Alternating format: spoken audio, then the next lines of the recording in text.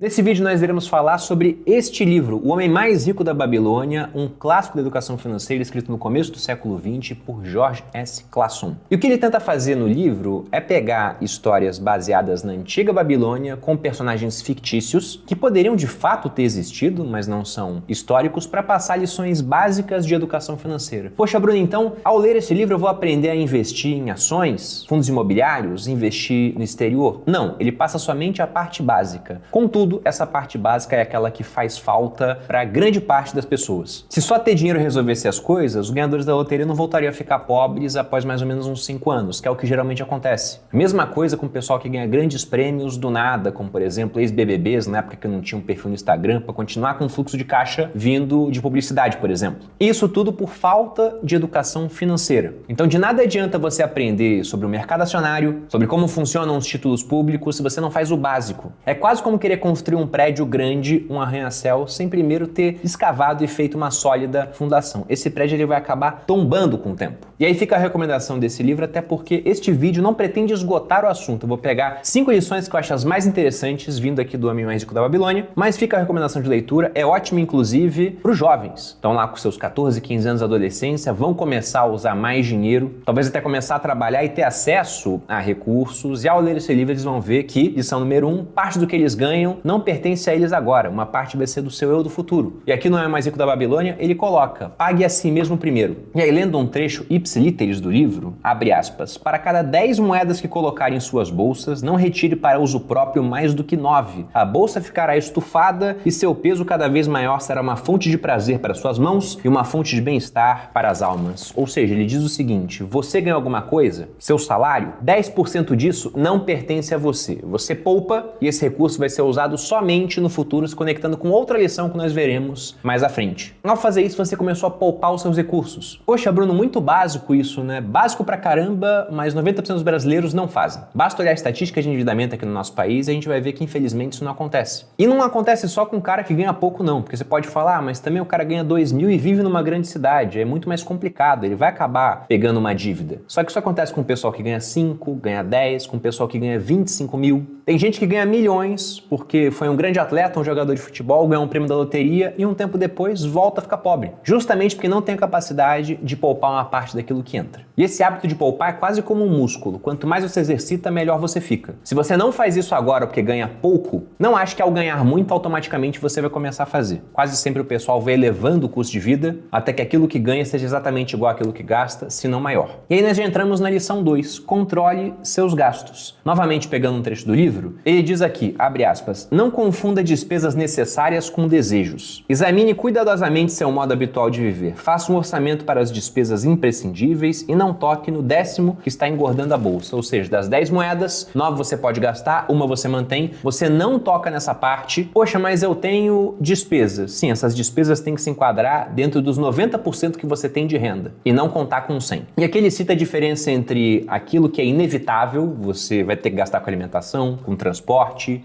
com vestuário, daquilo que é um desejo. E o capitalismo como sistema, as empresas como participantes, costumam ser muito boas em transformar aquilo que é um mero desejo quase numa necessidade, nos convencendo a querer comprar. Então a sua obrigação é entender que você tem uma parte do orçamento que você pode usar para isso, mas a outra parte, novamente, ela não pertence a você. Ela é do seu eu do futuro. Imagine que é um boleto sagrado. Porque geralmente as pessoas quando recebem um boleto, uma conta de água, uma conta de luz, elas pagam. Até porque se não pagar, vai ter multa, vai ter juros. Numa situação mais extrema, elas podem ficar sem abastecimento de água ou de luz, o serviço vai ser cortado. Agora, quando você tem que pagar esse seu boleto do eu do futuro, esses 10% que o livro deu como exemplo, se você puder economizar mais, eu acho que é melhor. O que vai acontecer quando você não paga? Nada. Não vai ter multa, não vai ter juros, ninguém vai te cobrar. Só que o seu eu do futuro estará ficando mais pobre. Então essa parte do orçamento deveria ser algo obrigatório em todas as famílias e para os indivíduos. Durante muito tempo eu sentava lá com a minha planilha, pegava todos os gastos, depois eu comecei a pagar tudo no cartão de crédito, porque era uma pessoa controlada, facilitava também esse controle.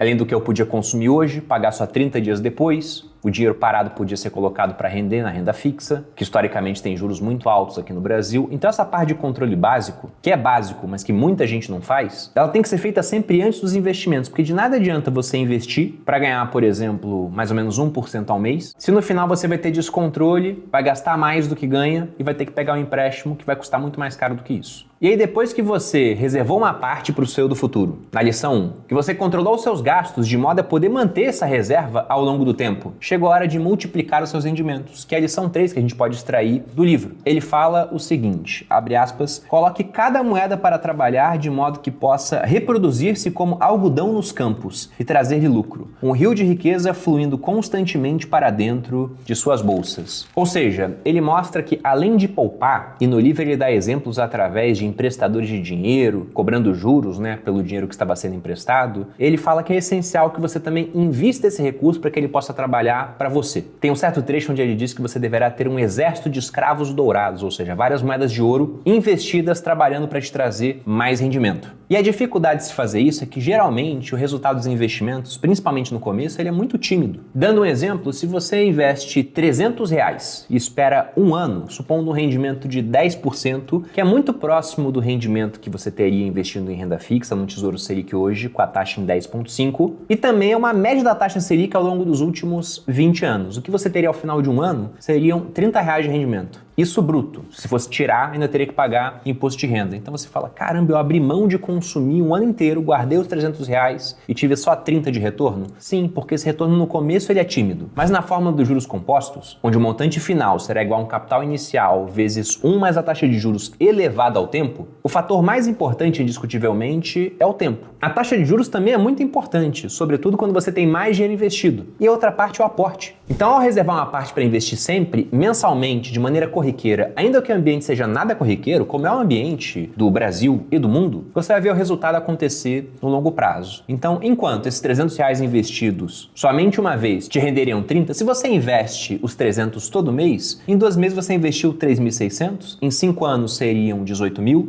em 10, 36.000, em 20, 72.000, em 30 anos, 108.000, somente de aportes. Só que esses aportes terão rendimento. Aí pensando nos mesmos 10% que eu dei de exemplo, ao final de um ano, os 3.600 teriam virado 3.762,16. Veja que são R$162,16 a mais, comparando com apenas ter poupado o dinheiro. Em 5 anos, o saldo seria de R$22.968,37. Já dá quase R$5.000 a mais só de rendimento. Em 10 anos, você teria R$59.959. Em 20, o valor sobe para R$215.477,77. Veja que em 20 anos o que você obteve de rentabilidade graças aos juros é praticamente 2 vezes maior do que o seu aporte. E depois de 30, você teria R$618.852,99, sendo que 108.000 foram aportes e os outros 510.852,99 foram juros. E aqui eu estou supondo um rendimento de 10%, como eu disse, é a Selic média dos últimos 20 anos. Mas é possível você conseguir rendimentos maiores do que esse, desde que você esteja disposto a correr mais risco, montar uma carteira diversificada, investir no exterior. Se a gente pega o rendimento médio do S&P 500, o principal índice acionário americano com as 500 maiores empresas, ao longo da última década, ele foi de 12% ao ano, mais do que esses 10%, só que é 12% em dólar. E se você pega a valorização do dólar contra o real, foi na média 9% ao ano durante esse período. Então, pegando o composto disso, que não é só somar os dois rendimentos, ele é multiplicado, você teria 22% de retorno ao ano durante os últimos 10 anos ao investir lá fora. E aqui eu estou dando um exemplo. Se pega o Bitcoin, aí o rendimento é muito maior. Você não vai ter tudo em Bitcoin, vai ter uma parte. Mas esse é o ponto que extrapola as lições do livro. Porque, como eu disse, esse é um livro básico de finanças. Ele te ensina a base, a fundação para que você possa construir o seu prédio. Chegamos na lição 4, onde ele fala para você aumentar sua capacidade de ganhar dinheiro. Aqui eu vou ler um trecho onde ele dá várias dicas no final, algumas que já foram passadas, e fala dessa parte, Abre aspas, pague suas dívidas com pontualidade, não adquira nada que não possa saldar, cuide da família, faça um testamento, cultive suas aptidões, estude e some conhecimentos para ter mais confiança de realizar seus desejos.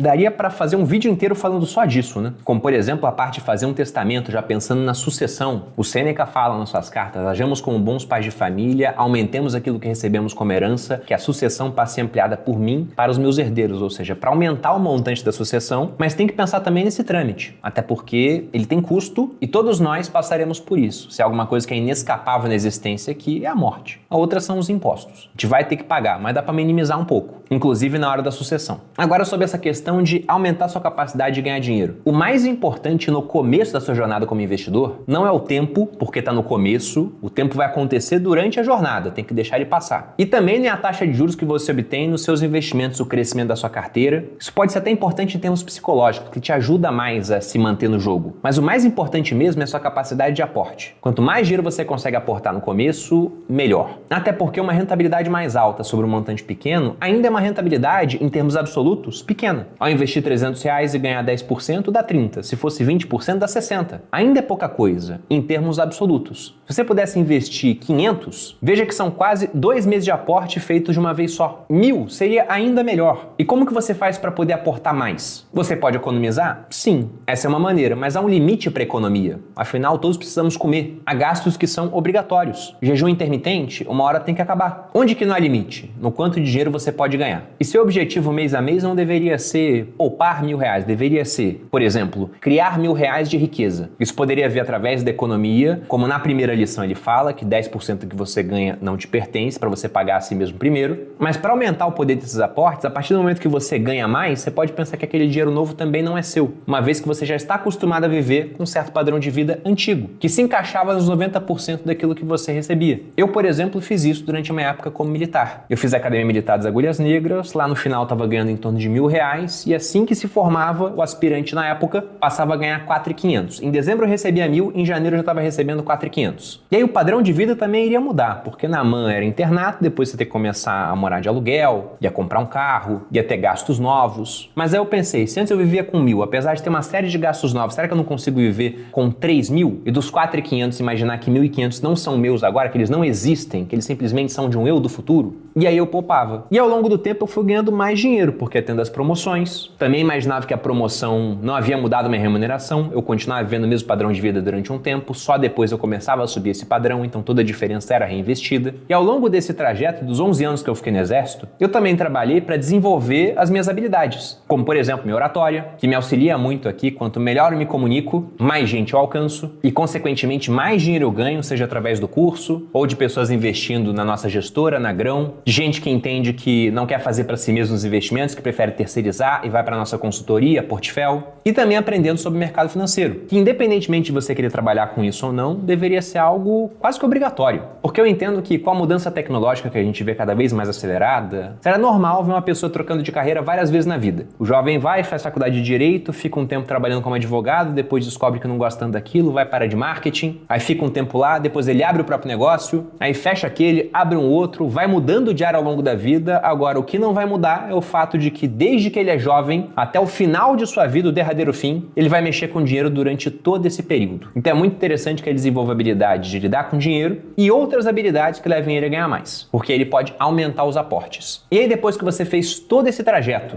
de entender que parte do que você ganha não é seu, é do eu do futuro, reservar pelo menos essa 10ª parte para ele, de controlar o seu orçamento, não se render aos desejos e trabalhar principalmente no começo somente em cima das necessidades para que você possa aportar mais para colocar esse dinheiro para trabalhar e aumentar a sua capacidade de aporte para investir mais através do desenvolvimento das suas habilidades, chegamos no 5º ponto, que é assegurar uma renda para o futuro, ou seja, construir um patrimônio que possa te manter. E no livro, a seguinte mensagem, abre aspas, cabe a todo homem providenciar uma renda condizente para os dias futuros, quando ele não for mais jovem, e providenciar que a família não fique na penúria, quando já não puder contar com ele para o seu conforto e sustento.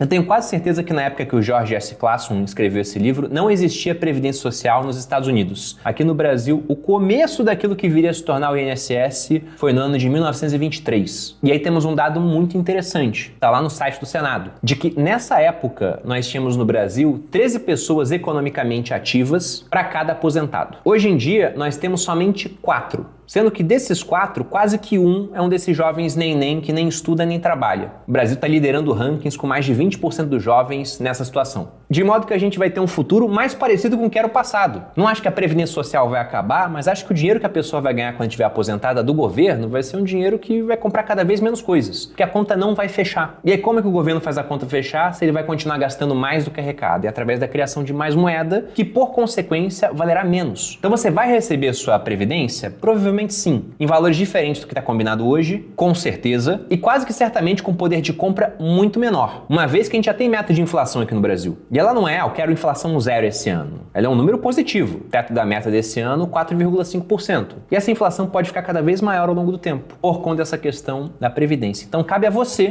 planejar a sua aposentadoria através da construção de um patrimônio. E veja que com as lições básicas desse livro, você já tem o mapa para que você possa fazer isso. Aí é refinar sua estratégia para poder obter mais retornos, para poder aportar mais, para pensar melhor em estruturas de proteção para você e para sua família e em maneiras de acelerar essa caminhada para que você tenha um patrimônio que no futuro possa efetivamente te fazer viver de renda. Essa era a mensagem que eu queria passar no vídeo. Novamente fica a recomendação de leitura. Eu gosto bastante desse livro. Eu tenho irmãos mais novos, né? Um livro que eu já recomendei para ambos.